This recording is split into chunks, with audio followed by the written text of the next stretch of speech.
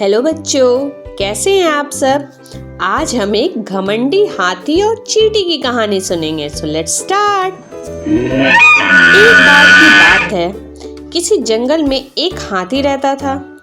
उसे अपने शरीर और अपनी ताकत का बहुत घमंड था। उसे रास्ते में जो भी जानवर मिलता वो उसे परेशान करता और डरा कर भगा देता था। एक दिन वो कहीं जा रहा था। रास्ते में उसने एक पेड़ पर एक तोते को बैठे देखा और उससे अपने सामने झुकने के लिए बोला।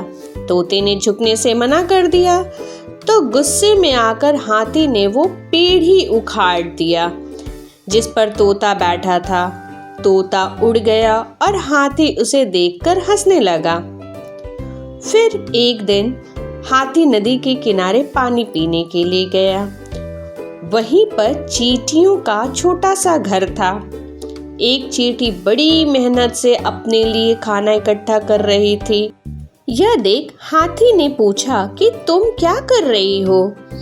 तो चींटी ने कहा कि बरसात का मौसम आने से पहले अपने लिए भोजन जमा कर रही हूँ ताकि बारिश का मौसम बिना किसी परेशानी से निकल जाए। यह सुनकर हाथी के मन में शरारत सूझी और उसने अपनी सूंड में पानी भरकर चींटी के ऊपर डाल दिया। पानी से चींटी का भोजन खराब हो गया और वह पूरी तरह से भीग गई और यह देखकर उसे बहुत गुस्सा आया और उस पर से हाथी को हंसते देखकर उसने उसे सबक सिखाने का सोचा। और एक दिन उसे यह मौका मिल गया। हाथी हरी हरी घास पे बड़े आराम से सो रहा था। तब चींटी सोते हुए हाथी के सूंड में घुस गई और अंदर से उसे काटने लगी। जैसे ही चींटी ने हाथी को काटा, हाथी दर्द के मारे जोर जोर से रोने लगा और मदद के लिए पुकारने लगा। चींटी ने हाथी के रोने की आवाज सुनी और सूंड से बाहर निकल आई।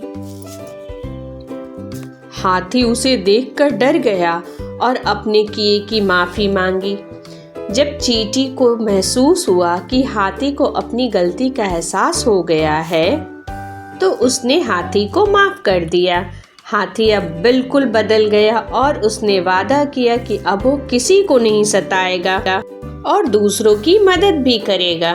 तो बच्चों, इस कहानी से हमें यह शिक्षा मिलती है कि हमें अपनी ताकत पर कभी घमंड नहीं करना चाहिए, बल्कि अपनी ताकत के जोर पर दूसरों को परेशान करने की जगह उनकी मदद करनी चाहिए। Okay, bye.